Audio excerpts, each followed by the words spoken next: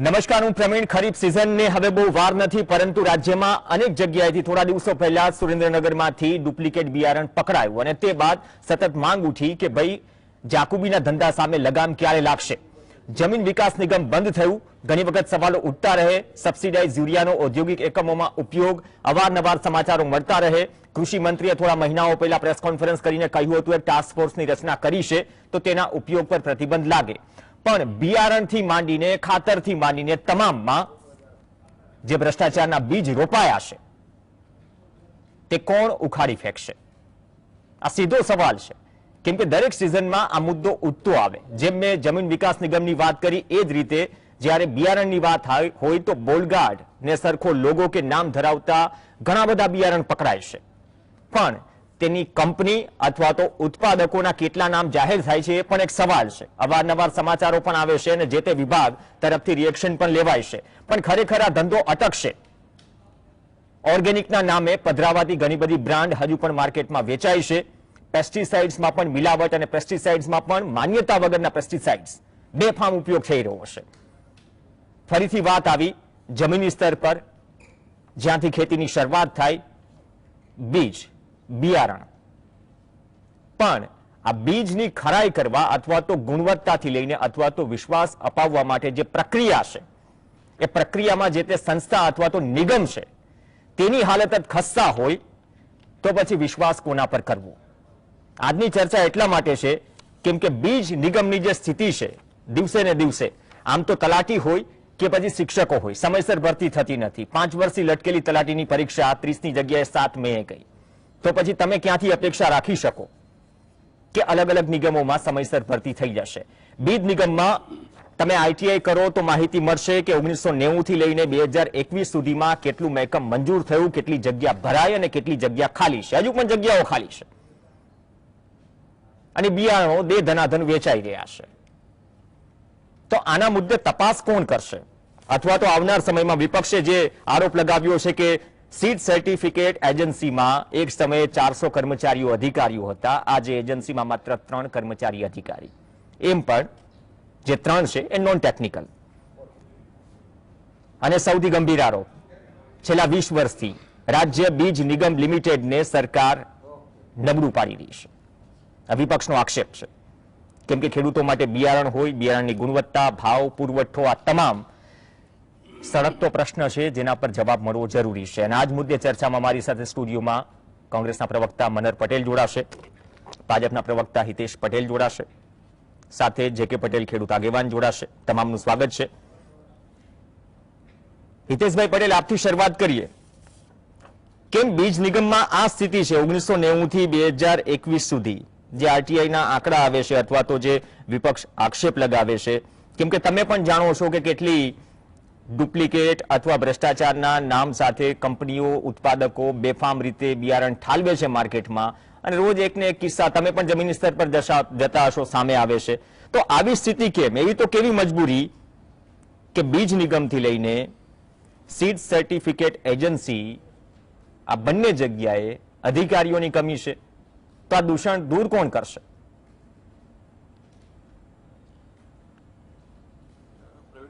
ખેડૂતોને ગુણવત્તાસભર અને સમયસર સારું બિયારણ મળી રહે એ માટે સરકારે બીજ નિગમની સ્થાપના કરી હતી અને એ અંતર્ગત વર્તમાન બીજ નિગમ ખૂબ સારી રીતે બીજ ઉત્પાદનનું કામ કરી રહી છે. દર વર્ષે 3 લાખ ક્વિન્ટલથી પણ વધારે રાજ્ય સરકારનું આ બીજ નિગમ બિયારણ બનાવી રહ્યું છે અને એવરેજ જે માર્કેટની ટોટલ જે વેલ્યુ છે એમાંથી 20% વોલ્યુમ આપણું બીજ નિગમ ખેડૂતોને સારું બિયારણ પૂરું પાડવા માટેનું કામ કરી રહ્યું છે. 100% આપ કહી રહ્યા છો એ પ્રમાણે એની જે કર્મચારીઓની સ્ટ્રેન્થ છે એ ઘણી ઓછી છે, પરંતુ એનાથી બીજ નિગમની કામગીરીમાં કોઈ અસર પડતી નથી. કર્મચારીઓ અને એડહોક કર્મચારીઓ સાથે બીજ નિગમ આખા દેશમાં, એમાં ગુજરાતનું રાજ્ય સરકારનું બીજ નિગમ ખૂબ સારું નામ ધરાવે છે અને 95 જેટલી 25 પાકોની 95 જેટલી અલગ અલગ વેરાયટી સાથે ખેડૂતોને સારી ક્વોલિટી વાળું બિયારણ મળી રહે તે માટે કામ કરી રહ્યું છે. તો આટલા સ્ટાફથી કામ પૂરું થઈ જશે? કેમ કે એક મહેકમ મંજૂર હોય, મંજૂર મહેકમ મતલબ કે જેટલા હેક્ટરમાં વાવેતર થાય છે અથવા તો ખેડૂતોની સંખ્યા છે.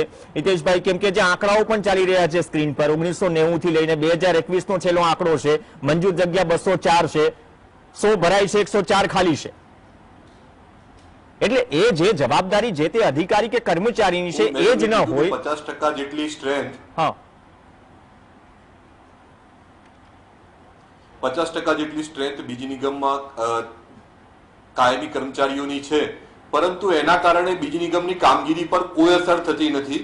એવરેજ આખા ગુજરાતના 8000 જેટલા બીજ ઉત્પાદકો એટલે કે જે સીડ્સ ઉત્પાદન કરે છે, પ્લોટ લે છે બીજ નિગમના, એટલા 8000 ખેડૂતો છે અને 6 લાખથી પણ વધારે ખેડૂતો બીજ નિગમના બિયારણનો લાભ લઈ રહ્યા છે. અને મેં કીધું એ પ્રમાણે 25 પાકોના યુનિવર્સિટી જે પણ નવા સંશોધનો કરે છે એ સંશોધનોની 95 કરતા પણ વધારે વેરાયટી બીજ નિગમ ખેડૂતોને પ્રોવાઈડ કરે છે. પ્રવીણભાઈ, એક વસ્તુ એ પણ છે કે આપણી મગફળી અને કઠોળ પાકોના સીડ્સ માત્ર ગુજરાતમાં નહીં પણ મહારાષ્ટ્ર અને મધ્યપ્રદેશમાંથી પણ એની ડિમાન્ડ હોય છે કે ગુજરાતના બીજ નિગમના પ્રમાણિત બિયારણો અન્ય સ્ટેટના લોકો પણ માંગ કરી રહ્યા છે. એટલે આપણું બીજ નિગમ ખૂબ સારી રીતે ચાલે છે અને બીજ નિગમ છેલ્લા 5-6 વર્ષની અંદર આ એક કોમર્શિયલ મોડેલ હોવાના કારણે આપણું બીજ નિગમ પ્રોફિટ પણ કરી રહ્યું છે.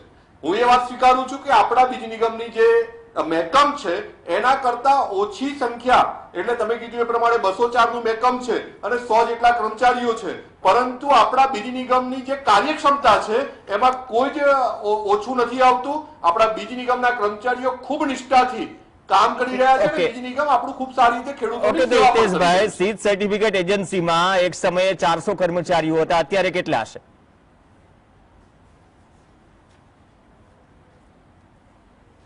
એનો આંકડો પ્રવીણભાઈ મારી જોડે છે નહીં, પરંતુ સીડ સર્ટિફિકેટ એજન્સી માટેનો આંકડો મારી જોડે છે નહીં. બીજ નિગમની મને તમે કીધું એ પ્રમાણે મારી જોડે જે માહિતી હતી કે 50% જેટલી સ્ટ્રેન્થ છે, પરંતુ બીજ નિગમના ઉત્પાદનની જે આંકડા હતા એ મારી જોડે હતા. સર્ટિફિકેશનની વાત એ મારા ધ્યાનમાં નથી. ઓકે, ચલો, બહુ સારી વાત કરી તમે, ખેલ લીલી દેખાડી. પણ મનહર પટેલ, આપણે એક સમયે ચર્ચામાં ભેગા થયા હતા ત્યારે પણ ઓફ ધ રેકોર્ડ દીપક વ્યાસ સાથે અગાઉ વાત કરી હતી, અથવા તો એક સાણંદની આસપાસ હું ભૂલતો ન હોય તો એક જથ્થો પકડાયો. આમાં ઘણી વખત શું થાય, સિઝન શરૂ થાય ને અલગ અલગ કચ્છમાં, સૌરાષ્ટ્રમાં, ઉત્તર ગુજરાતમાં કે દક્ષિણ ગુજરાતમાં બિયારણો પકડાય, પણ પછી ઉત્પાદકો કે કંપનીના નામ કેટલા જાહેર થાય છે. બીજી વાત, હિતેશભાઈએ કહ્યું કે 50% મહેકમ છે છતાં પણ સારું કામ થઈ રહ્યું છે. આ વાત કેટલી ઘરે ઉતરે છે, અથવા તો કઈ બાબતો છે જેમાં આપણે પ્રોફિટની વાત કરીએ છીએ, નિગમ પ્રોફિટ કરે છે, તો કઈ મજબૂરી છે પ્રોફિટ કરતું નિગમ 50% ઓછા સ્ટાફથી ચાલે છે? પ્રવીણભાઈ, હું માન્ય ધારાભાઈ ભાજપના આગેવાનની વાતને હું ખંડન નહીં કરું, પણ મારી વાત હું મૂકીશ. સિહોર, ભાવનગર અને બોટાદ જિલ્લા વચ્ચેનું એક બીજ નિગમનું એક સેન્ટર છે. એક દાખલો ખાલી આપું છું. ત્યાં આગળ દર વર્ષે 16 કરોડ રૂપિયાનું ટર્નઓવર બીજ નિગમ કરે છે. ત્યાં એક સમયે 27 નો સ્ટાફ હતો, આજે માત્ર 3 જણા છે અને 3 જણાની અંદર ટેકનિકલ એકેય નથી. એક ક્લાર્ક છે, એક હેડ ક્લાર્ક છે, એક પેલો છે. હવે તમે વિચાર કરો, મને પ્રશ્ન એ નથી કે નફો નુકસાન કરે, પણ મને એ પ્રશ્ન છે કે એ નોન ટેકનિકલ લોકો પાસેથી એગ્રીકલ્ચરનું ટેકનિકલ જ્ઞાન એને સમજાવી અને બીજનું ઉત્પાદન થશે તો એ બીજ ગુજરાતના ખેડૂતોના ખેતર ઉપર કઈ ટાઈપનું પહોંચશે? આ વાસ્તવિકતા છે. તમે હિતેશભાઈ જરા વેબસાઇટ ઉપર સર્ચ કરો અને સિહોર લોકેશન ઉપર કેટલો સ્ટાફ છે એ ચેક કરી લો. ઓકે મનહરભાઈ, બીજી વાત એમ કહે છે કે બહારના લોકો પણ અહીંથી સર્ટિફાઈડ બિયારણ પણ ઘણા બધા ડિપેન્ડન્ટ છે, તો મને એ નથી સમજાતું કે આટલા ઓછા સ્ટાફમાં અથવા તો જે નિગમ આપણે ચલાવી રહ્યા છીએ ગુજરાતના ખેડૂતોને તો સંભાળવાના જ છે. એમને જવાબ આપવા માટે તો એ બેઠા છે એટલે જવાબ આપી દેશે, પણ ગુજરાત રાજ્ય બીજ નિગમ એ એક સમયે 1978 થી કામ કરનારું એ બીજ નિગમની સ્ટ્રેન્થ અત્યારે જો એટલી સારી બતાવતા હોય તો તમે એટલો તો વિચાર કરો કે 400 નો સ્ટાફ હશે તે દિવસે આ અત્યારની જે 500 જે સીડ કંપનીઓ જે છે એ પૈકીની 5% કંપનીઓ તે દિવસે નહોતી, તો 5% કંપનીઓ ખાનગી નહોતી, એની જગ્યાએ બીજ નિગમ લેતી હતી. આજે એ બીજ નિગમની જગ્યા 500 કંપનીએ લઈ લીધી છે. એનો મતલબ એમ થયો કે તમે લોકોએ ગુજરાત એગ્રીકલ્ચર સિસ્ટમનો સિનેરિયો જે છે, તમારી સામે જે સીડ સર્ટિફિકેટ એજન્સી છે જ્યાં આગળ 400 નો સ્ટાફ હતો ત્યાં 3 જણ છે, અને આજના ગુજરાતના સીડ પ્રોડ્યુસરો રિસર્ચ સીડ માટે જે લોકોએ પ્રમાણિત કરવા માટે જાય છે એ લોકોને તકલીફ પડે છે. ગુજરાત સીડ એસોસિએશને કમ્પ્લેન કરી છે ગુજરાતના કૃષિ મંત્રીને. તો આ વાસ્તવિકતા પણ તમે થોડીક નજરમાં રાખો.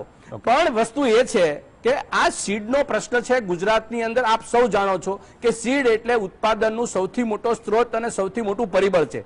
તો આ પરિબળ જો એટલું બધું અગત્યનું હોય તો ગુજરાતનો કૃષિ વિભાગ અને ગુજરાતનું કૃષિ મંત્રાલય આના માટે કેમ ગંભીર નથી? અને આ ભાઈ મરણ પથારીએ પડેલી સંસ્થાઓ છે, એ કંપની સરકારની છે, એને જીવતી રાખવા માટે કોઈ પ્રકારનું કામ નથી કરતી. રિસર્ચ બેઝ એની પાસે નથી. અને એક સમયે ટીસીડી ફાર્મ હતા 182, તાલુકે ટીસીડી ફાર્મ હતા. 182 માંથી 4 ફાર્મ નથી રહ્યા, બધા વેચી માર્યા. તો જે ડેમોન્સ્ટ્રેશન અને ટ્રાયલ ફાર્મ હતા એ તો તમે બધા વેચી માર્યા.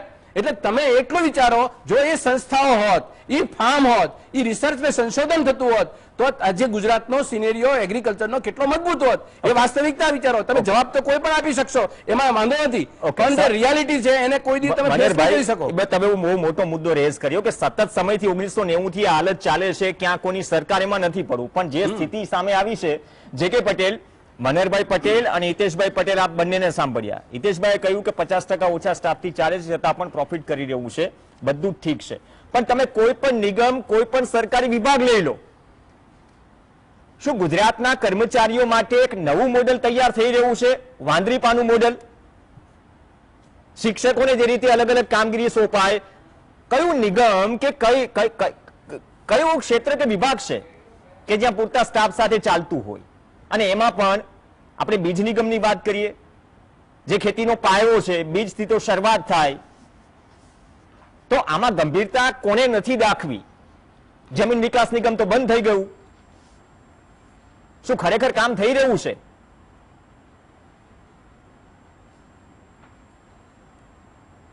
જે કે પટેલ. જી પ્રવીણભાઈ, ખરેખર તો એ બહુ સારી એ સ્વીકારી 50%. પરંતુ બીજ ગુજરાત નિગમ એક વિશ્વાસ થોડો ટેકનિકલ ઇશ્યુ છે જે કે પટેલ, ફરીથી આવું છું, તમને સવાલ કરું છું. ટેકનિકલ ટીમ જોશે. યસ જે કે પટેલ, થોડો તમારો અવાજ આવવામાં તકલીફ છે. આ જ સવાલ હિતેશભાઈ તમને, કેમ વાંદરીપાનાનું મોડેલ ઊભું થઈ રહ્યું છે? આમાં તો કામનું બર્ડન આવશે. સરકાર પણ ઈચ્છે છે, સરકાર ઈચ્છે છે કે એને સારું કામ થાય, તો પછી એટલીસ્ટ પૂરતું મહેકમ તો ભરો.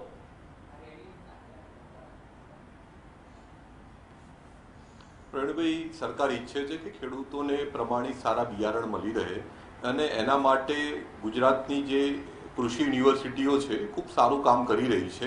અને ગુજરાતની કૃષિ યુનિવર્સિટીઓ જે બી સંશોધિત બિયારણો આપે છે એ બિયારણોને મલ્ટીપ્લાય કરી અને ખેડૂતોને પ્લોટિંગ આપી અને પ્લોટિંગના માધ્યમથી વધારે બિયારણ બનાવી અને ખેડૂતોને પહોંચાડવામાં આવે છે. જે સંશોધન કેન્દ્રો છે, મનહરભાઈ વાત કરી રહ્યા હતા, એ સંશોધન કેન્દ્રો મોટાભાગે ગુજરાતની કૃષિ યુનિવર્સિટીઓ ચલાવી રહી છે અને એમાંથી નવા સંશોધિત વેરાયટી એ પણ મળી રહી છે. મેં મારી પહેલી જ વાતમાં કર્યું કે 25 પાકોની 96 કરતા પણ વધારે વેરાયટીઓ અત્યારે બીજ નિગમના માધ્યમથી ખેડૂતો સુધી પહોંચાડવા માટેનું કામ થઈ રહ્યું છે. એટલે નવી સંશોધન વેરાયટીઓ માટે કામ થઈ રહ્યું છે. બીજું પ્રવીણભાઈ, હું તમને કહું કે મોટાભાગે જે આપણી બીજ નિગમ છે એ કઠોર પાકો અને ઘઉં જેવા જાડા પાકો માટે કામ કરી રહી છે. જે બાગાયત અથવા અન્ય વેરાયટી છે એના માટે આપણું બીજ નિગમ કામ નથી કરતું, કારણ કે ગુજરાતની અંદર છેલ્લા 15-20 વર્ષથી બાગાયતનો વિસ્તાર પણ વધ્યો છે, એટલા માટે, અને રોકડિયા પાકોનો વિસ્તાર પણ વધ્યો છે. એટલે બીજ નિગમ માટે ક્વેશ્ચન માર્ક ઉભો કરવો એના કરતા બીજ નિગમ ખૂબ સારું કામ કરી રહ્યો છે અને એના માધ્યમથી પ્રમાણિત બિયારણ મળી રહ્યું છે, એ મહત્વનું છે. તો હિતેશભાઈ, બીજ નિગમ થ્રુ, હિતેશભાઈ, 3 લાખ ક્વિન્ટલ કરતા પણ વધારે હિતેશભાઈ, બીજ નિગમ થ્રુ પ્રમાણિત બિયારણ મળી રહ્યું છે, પણ બાકીનું જે બિયારણ ગુજરાતમાં ઠલવાઈ રહ્યું છે આપણે જાણીએ છીએ, અને વાર તહેવારે પકડાય પણ છે. એમાંથી કેટલાની કંપની કે ઉત્પાદકોના નામ જાહેર થાય છે.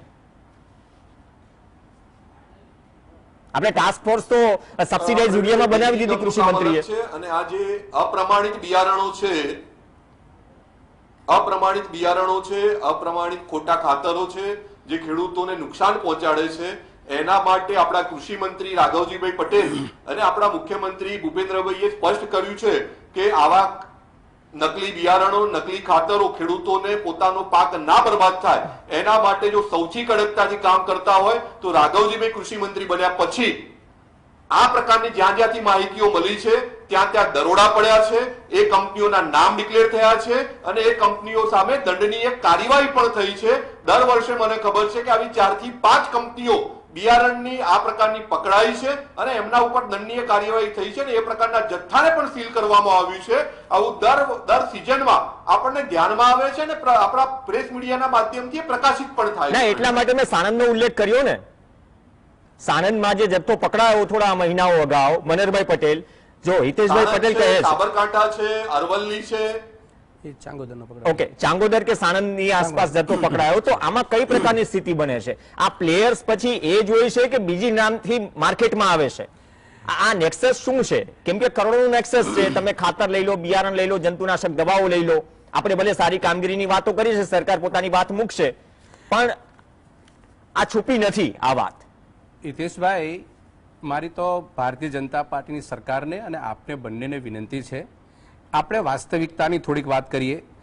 આ ગઈ તારીખ અમે આજ GS ટીવીના પ્લેટફોર્મ ઉપરથી એ જ દિવસે બપોરના સમયે ગુજરાતનું ખેતીવાડી ખાતું અને ચાંગોદર પોલીસ એક ગોડાઉનમાં રેડ પાડે છે અને એ રેડમાં 4 કંપનીઓ પકડાય છે અને 4 કંપનીનો લગભગ મોટો જથ્થો, એટલે લગભગ સમજી લો ને કે 30,000-35,000 કિલોગ્રામ બીટી કોટનનો જથ્થો પકડાણો છે. એ પકડાણા પછી એનું લેબોરેટરી થાય છે, એમાં બીટી જીન એને સાબિત થાય છે, એના ઉપર FIR થાય છે. પણ તમે હિતેશભાઈ, બે હાથ જોડીને પ્રાર્થના કરું, એ 4 લોકોના નામ આવે છે, એમાં 4થા નંબરનું નામ જે કંપનીનું છે એનો મેનેજરનું નામ લખાઈ જાય છે અને જે લોકો જે છે એ ગુજરાત સીડ એસોસિએશનના મેમ્બરો છે. એટલે ગુજરાત સીડ એસોસિએશન પાછું એમ કે છે કે અમારા વિભાગમાં, અમારી સંસ્થાના કોઈ પણ એવી કંપની હોય કે જે માલિકો પૈકી આરોપીઓ આ સીડના આવા પ્રકારના વેચાણ કરતા હશે તો અમે નશ્યત કરીએ છીએ, એવું એસોસિએશન કહે છે. અને બીજી બાજુ એસોસિએશન એવું કહે છે કે ખેડૂતો સાથેની છેતરપિંડી ન થાય, બિલ વગરનું દાવો ન થાય અને કોર્ટ કેસ થશે તો આમ તેમ. એટલે આ બધામાં સીડ એસોસિએશન અને ભારતીય જનતા પાર્ટીની સરકાર અને કૃષિ મંત્રાલય, માફ કરે, અત્યારે કૃષિ મંત્રીશ્રી બહુ સજ્જન ને સારા છે, પણ મંત્રાલય અને ડિપાર્ટમેન્ટે કૃષિ મંત્રીને એટલા બધા ગેરમાર્ગે દોરી રહ્યા છે કે એની તમે વાત ન પૂછો. તમારી પાસે FIR ની કોપી ના હોય તો હું આપું. મેં 2 દિવસ પહેલા અમદાવાદ DSP સાથે મેં વાત કરી. મેં કીધું તમે 4થા ક્રમના માલિકને એક્સિસ સીડનું નામ છે એમાં, અને એક્સિસ સીડના ઓરિજિનલ માલિકનું નામ કેમ તમે કાઢી નાખ્યું? એને મેનેજરનું નામ કેમ તમે ફિટ કરી દીધું? આ કરોડોપતિ બિઝનેસમેનો છે સીડના, અને ગુજરાતની અંદર જે બિયારણ વેચે છે એના 4થા, 5મા, 10મા ભાગનો હિસ્સો આ તમામ વેચે છે. હિતેશભાઈ, તમારી સામે આ ચેલેન્જ એટલા માટે છે કે એ જ એક સજ્જન માણસ છો, તમે ખેતીના પ્રશ્નોને મારી જેમ આવીને ઉજાગર કરો છો, તો ગુજરાતના ખેડૂતોના ખેતર ઉપર ગેરકાયદેસર, અમાન્ય અને અનઅધિકૃત રીતે બીટી કોટનનું સીડ ન જાય એની કાળજી તમારી મારી બંનેની છે અને રાઘવજીભાઈને અવગત કરવા જોઈએ. અને આ FIR ફાટી છે, એના ઉપર એક મિનિટ, FIR જે ફાડી છે એની અંદર વાસ્તવિકતાના દર્શન આપણે કરાવવા જોઈએ અને સાચા ખરેખર આરોપીઓ છે એને જબ્બે કરવા જોઈએ. બહુ સારી વાત કરી કે જે FIR માં નામ છે નથી, આક્ષેપ થવો છે, તો આના મુદ્દે પણ તપાસ થવી જોઈએ. જો કદાચ બીજ નિગમ કે સરકાર કે જે તે વિભાગ ગંભીરતાથી કામ કરી રહ્યું તો સીધી માહિતી મળી રહી છે. સમયનો થોડો અભાવ છે, JK પટેલ ટેકનિકલ ઇસ્યુના કારણે આપણી સાથે પહેલા વાત નહોતા કરી શક્યા. JK પટેલ, બંને વ્યક્તિઓએ જે વાત કરી, હવે આ મોડેલ, મેં વાંદરીપાના મોડેલની વાત કરી, આ મોડેલમાં ખરેખર પાનું તો છે, પાનું મારનાર કોણ છે? ખરેખર આમાં સરકારની બેદરકારી બહુ મહત્વની જવાબદાર બની છે કે એક સમયે અમે ખેડૂતો જ્યારે બિયારણ લેવા જતા ત્યારે બીજ નિગમનું બિયારણ મળે તો અમે બીજું કોઈ બિયારણ લેવા નતા માંગતા, પરંતુ બીજ નિગમે ક્રોસ વેરાયટીનું પ્રોડક્શન બંધ કરી દીધું. જે અત્યારે હિતેશભાઈએ જે ગણાવરાઈ વેરાયટીઓ એ બધી સિલેક્ટેડ વેરાયટીઓ છે. ક્રોસ વેરાયટીઓ સીડ પ્રોડક્શન એસોસિએશન અનલિમિટેડ વેચીએ એટલે બીજ નિગમે એ બિયારણ બનાવવાનું જ બંધ કરી દીધું અને પ્રોડક્શન જે પ્રાઇવેટ કંપનીઓ વેચી રહી છે. એટલે ખેડૂતોને ન છૂટકે સર્ટિફાઈડ બિયારણની જગ્યાએ ટ્રુથફુલ બિયારણ ખરીદવા મજબૂર થવું પડ્યું. અને જે હિતેશભાઈ વાત કરે તો હમણે સુરેન્દ્રનગર જિલ્લામાં વરિયાળીના બિયારણમાં ભેળસેળ યુક્ત બિયારણ આવ્યું. કલેક્ટર શ્રીને જાણ કરી પણ કોઈ કંપની જવાબ નથી આપતી. પ્રવીણભાઈ, ખરી પરિસ્થિતિ એ છે કે પહેલા આપણે ક્વોલિટી કંટ્રોલ ઇન્સ્પેક્ટરો રહેતા, દરેક તાલુકા વાઇઝ નમૂના લેવાતા, બીજ નિગમ પણ વ્યવસ્થિત ધ્યાન આપતી હતી, પરંતુ બીજ નિગમે જે રીતે જે મલાઈ વખત હતા ધંધો ઓછો કરી નાખ્યો અને પ્રાઇવેટ કંપનીઓને આગળ કરી દીધા. હિતેશભાઈ ખરેખર રાઘવજીભાઈની ટીમ અને મજબૂત હોય. બિયારણની સિઝન કપાસની ચાલુ થાય ત્યારે માણસામાં એક ટીમ રાખીએ અને માણસા એપિસેન્ટર બીટી કપાસનું શું ખોટો ના હોય તો, પરંતુ અહીંયાથી પ્લાન્ટમાં બનેલું બિયારણ ક્યારેય પકડાતું નથી. ક્યાંક પકડાય તો જે મનરભાઈએ કીધું તો મોટા મગરમચ્છ છટકી જાય અને નાના નાના માણસો પકડાય છે. ખરેખર બીજ નિગમને મજબૂત કરવાની જરૂરિયાત છે, કારણ કે બીજ નિગમ પર મારો ખેડૂતોનો વિશ્વાસ વેઠ હોય. ઓકે, જો વિશ્વાસની વાત છે હિતેશભાઈ, તો ખરીફ સિઝન પહેલા એક તો 50% જે સ્ટાફની અછત છે એ ભરશે બીજ નિગમ, અને ફ્લાઇંગ સ્કોડથી માંડીને ટાસ્ક ફોર્સથી માંડીને જે સબસિડાઇઝ યુરિયાના કેસમાં બનાવી એ પ્રકારનું કોઈ જાહેરાત થશે? આમાં શું જાહેરાત તો થઈ જાય છે, પણ જમીની સ્તર પર ખરેખર ફોલોઅપ કેટલું લેવાય છે એ પણ એક પ્રશ્ન છે.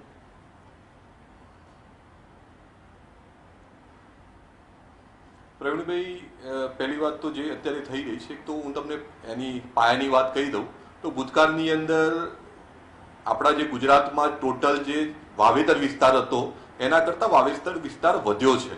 એના કારણે ખેડૂતોના બિયારણ માટેની ડિમાન્ડ પણ ખૂબ વધી છે.